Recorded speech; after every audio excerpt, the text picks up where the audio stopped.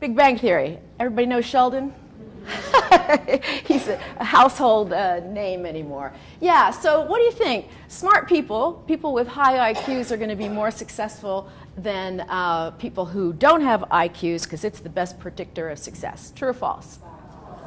You're good, you're good. You're absolutely right, it's false. In fact, it's quite interesting. Emotional intelligence, more than any other factor, is really where the rubber meets the road. And you know, it sounds like a big duh, really, when you think about it, but we didn't realize this for many years, and IQ was seen to be so important. And of course it is. It's not like you can't be smart, but it is really important to have this emotional intelligence. And interestingly enough, average IQ people outperform people with super high IQs, 70% of the time. But that makes sense, right? It's sort of that whole idea of street smart, right? And you know people who just are super brainiacs, but they can't communicate or they can't find their car. I mean, you know, that kind of thing. So interestingly enough, too, I thought this might interest you. People with high IQ tend to make $29,000 more a year. And this is based on Talent Smart research. And I assume it goes up, and with executives, it's probably even more of a bump, okay? So I'm laying the groundwork for you with emotional intelligence.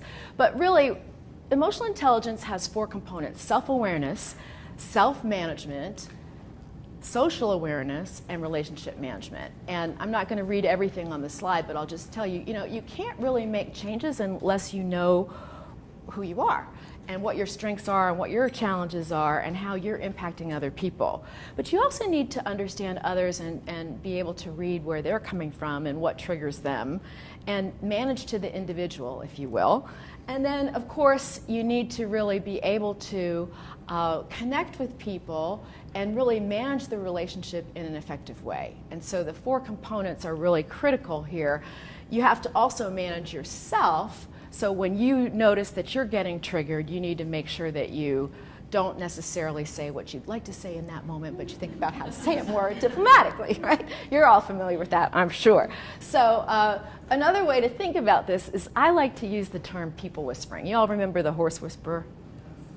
Way back when, Robert Redford, right? But there's the dog whisperer, and I'm the people whisperer. But really, people whispering is the same principle. It's really about understanding your natural gifts and your blind spots and being able to work with that. And I do a lot of executive coaching, and I find people sometimes don't really acknowledge their own gifts. So I have to remind them of their strengths. But many times we all have blind spots, right? There's a real challenge for all of us that we have these blind spots that everybody else knows about us, but we don't really see. And that's why they're called blind spots, right? But once you understand that, then you can do something about it. It makes change possible. But you really do need to understand that other people are not getting up in the morning, although it may feel that way, to make your life difficult. Most people don't get up and say, okay, how am I going to make my executive assistant's life miserable this morning? But they're acting out of the way that they really see the world and how they tend to behave and how they think and feel and all the things I mentioned in that whole person model, right? So once you understand how do people read the other person, then you can adapt your style to talk to them in their language. And I tell a funny story. I have 3 older sisters. One of my sisters married someone from Austria, so she's lived in Austria for 45 years now.